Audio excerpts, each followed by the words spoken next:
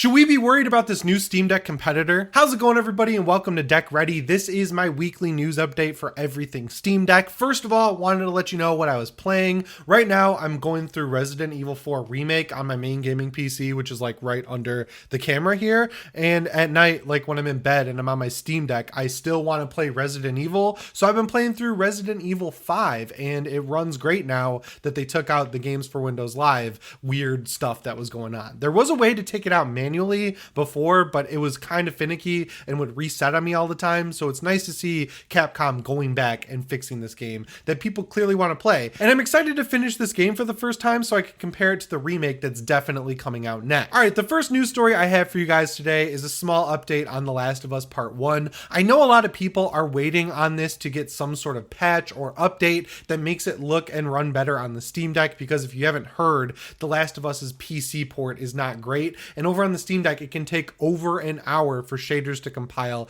the first time you launch it, which to me is like not worth the full asking price of this game. Naughty Dog's put out a couple hot fixes, and they're being pretty upfront that they're working on getting as many patches out as quickly as possible as they can, which is great. I wish they just held on to the game longer and released it when it was finished, like they did with the first game and the second game, like they did on the PS3 and PS4 respectively with The Last of Us and The Last of Us Part 2. I don't understand why PC is getting the short end of the stick from them, and it's really weird considering that the game is now unsupported on Steam Deck when just a few months ago, when it was announced for PC in the first place, Neil Druckmann straight up said we'd be taking Joel and Ellie on the go. Now, this first patch doesn't seem to do a lot for graphics, which kind of is a bummer. It does more for like UI bugs, and one bug I saw that they fixed is that going from the end of the game to the last cutscene could crash the game, so thankfully they fixed that.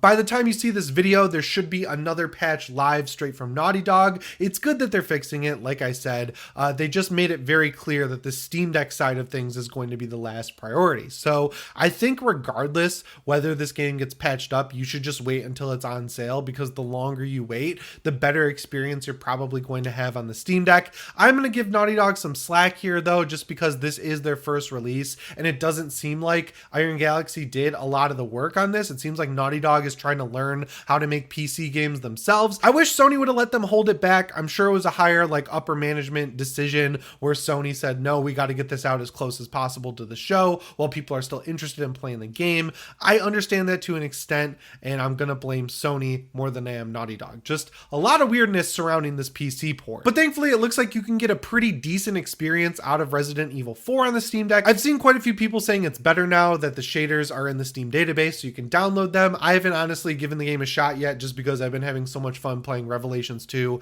and Resident Evil 5 on my Steam Deck. But if you're playing it on yours, let me know what you think down in the comments below. Next up, it was a little late, but we got the list of the top 20 most played games for the Steam Deck in March. This comes straight from Valve, and Lawrence Yang shared the list, and there is some movement this time around. Usually the list stays largely the same, and a lot of the usual suspects are here, but there are some new games on the list, and some of them are pretty high. I'm pretty sure this is ranked in order of playtime as well. So at number 1, you've got Hogwarts Legacy. I have no idea how people are playing this on the Steam Deck, because the PC version as a whole is pretty screwed up. I'm gonna assume that the shader compilation isn't really a factor on the Steam Deck, just because you can download the shaders from the Steam database. Number 2 is Elden Ring. Number 3 is Stardew Valley. No surprises there. Those are really popular games. Number 4 is Vampire Survivors, and number 6 is Red Dead Redemption 2. But at number 5, we have a newer game, which is Octopath Traveler 2. I want to play this game. I have the first one. I was enjoying it. The story just didn't really work for me in the first one.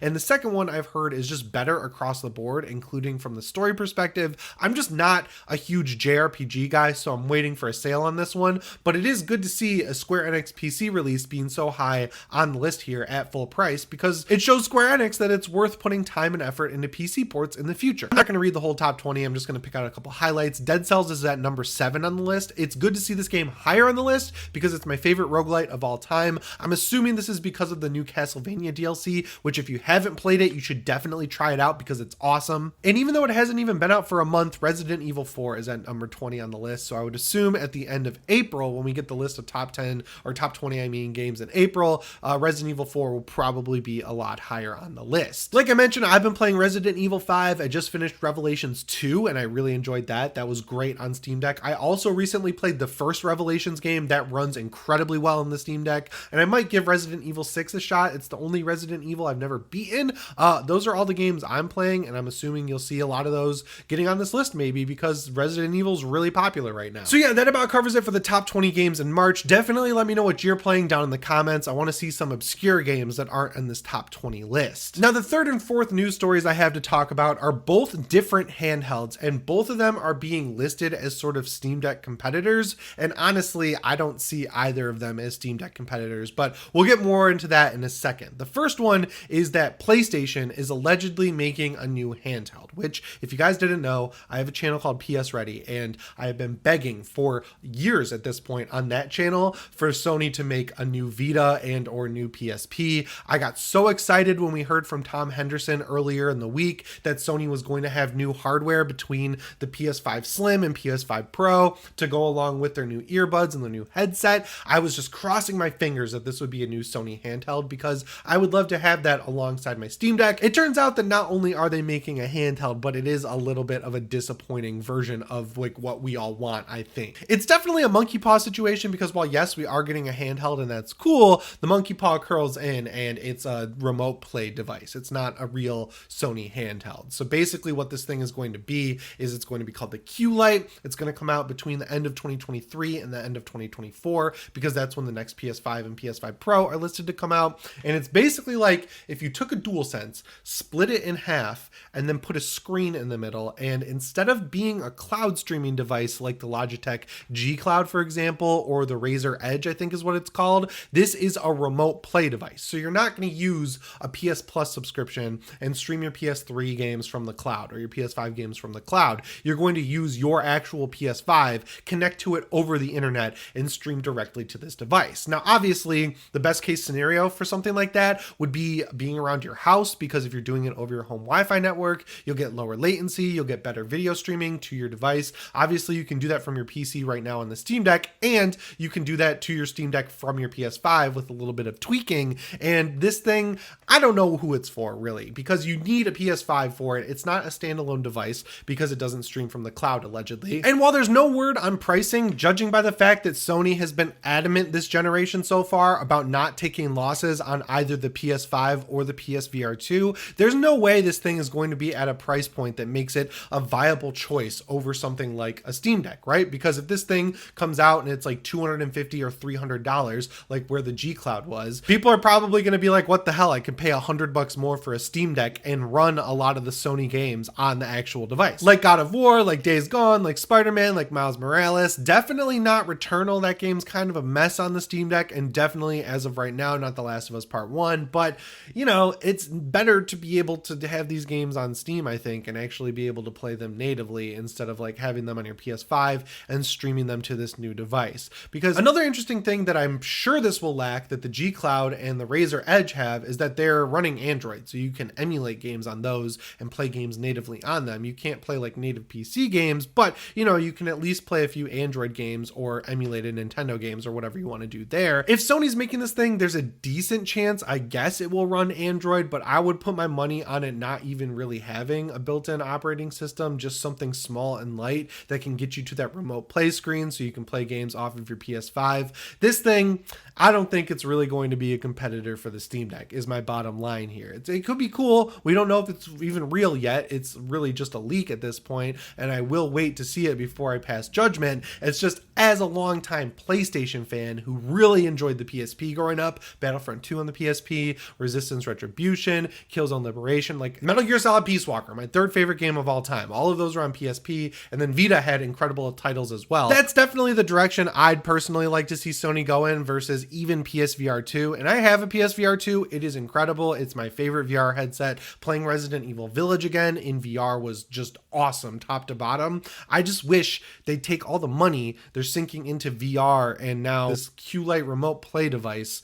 I wish they would take that and make a new handheld that actually runs games, because Sony makes great games. You know what I'm saying? And thanks to the Steam Deck, which uses an extremely similar chip to what's in the PS5, we know that if Sony wanted to make a handheld PS5 that plays games at 800p and 30 FPS, they probably could, but no, we're going to get the Q. That's not the only Steam Deck competitor we have to talk about though, because there's another one from Asus, their ROG Ally. This was actually announced on April Fool's, so a lot of people thought it was an April Fool's joke, but then Dave2D Dave2D and Linus got to post videos talking about it, and it's a real thing. And the best way to describe it is that it's a handheld PC that you can plug into your TV. The difference is it runs Windows 11. Now, as for specs, a lot of that stuff hasn't been announced yet. There are a lot of promises about it running like twice as fast as a Steam Deck, which I guess is cool, but we do know it has a similar size screen. It's 16:9 instead of 16:10 though, and it's 1080p and 120 hertz. Now, I don't really think you need a 1080p screen on a handheld PC because, as we've seen on the Steam Deck, it's pretty tough to run a lot of the newer AAA games even at 800p and hold a consistent 30 FPS frame rate. And even if this thing is more powerful, it's going to have trouble running games at 1080p. I am nearly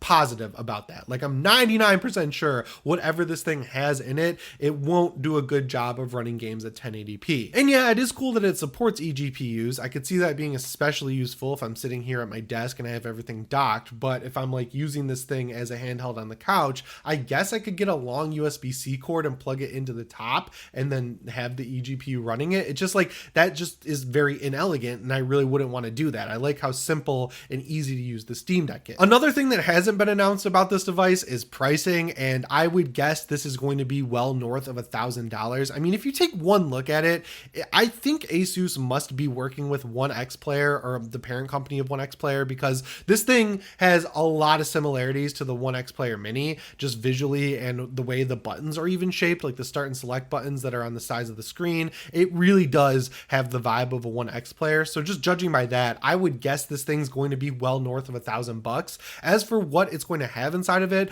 I don't really know. I couldn't tell you. Maybe it'll have an RDNA 2 chip. Maybe it'll have a 6800U or something more powerful than that. There's no word on what the actual specs are, but it does seem like it's going to be pretty powerful. Something you could definitely see as a pro, depending on the person you are, is the fact that it runs Windows 11 out of the box. Now, that's cool. The issue is Windows 11 is not optimized in any way for handhelds, and even on ones like the Neo stuff that has their own like ISpace app, that's like its own thing that runs concurrently in Windows, and it's not a great solution. It's a good solution, it's just not as good as SteamOS 3.0. Now, there's nothing to say that once Valve releases SteamOS 3.0, you could just install it on this thing and then you'd have a more powerful Linux handheld, which would be sweet, but we don't know when Valve is going to release SteamOS 3.0, so you could be waiting a long time, and it's probably not worth picking something like this up with the hope of getting a SteamOS 3.0 while this thing is in your hands. And I know how easy it is to do that because I made that mistake with the iPad Pro. When they put out the M1 model,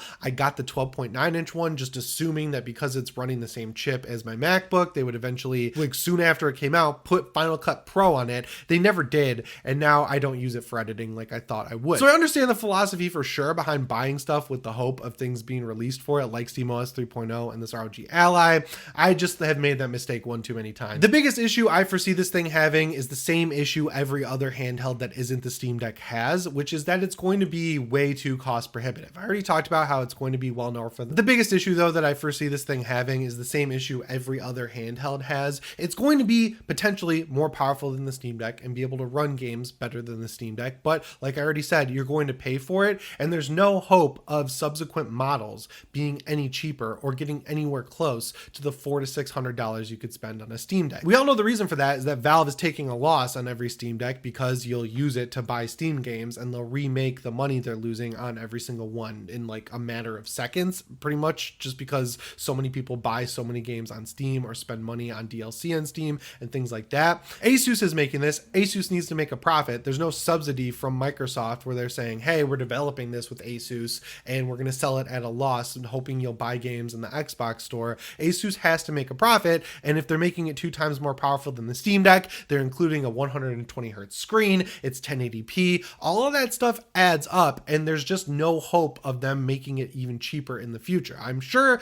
it'll get to $1,000 if it's going to be over that at launch, but I don't think it'll ever get close to 400, which is a very cheap buy-in. So while on the one hand, you have the Sony Q Lite, which is going to be too expensive for what it does, and then you can just buy a Steam Deck for probably $100 more. In this case, this thing is going to be way too expensive when you compare it to a Steam Deck, and you're going to lose out from all the great things that come from a Steam Deck, like having one SKU across the board that everyone can shoot for. And we've already seen the benefits of that with companies like Square Enix, who I just brought up earlier in the video, putting out Final Fantasy VII Remake on Steam and making a huge deal that it was verified for the Steam Deck at launch. There's there's utility there for developers to take a little extra time, make sure their game works on this handheld, and then they'll probably reap some rewards in the long run. You can't do that with something like the ROG Ally because it's going to have a new model in like 12 to 18 months, maybe even faster if it follows the same cadence that Aya and 1X Player have been following. But yeah, it's cool. I don't want to shit all over it, but the channel's called Deck Ready. I love my Steam Deck. I don't think this is really going to sway too many people away from their Steam Deck, but let me know what you think down in the comments below. As always, guys, my name is Jimmy Champagne, and I'll see you in the next one.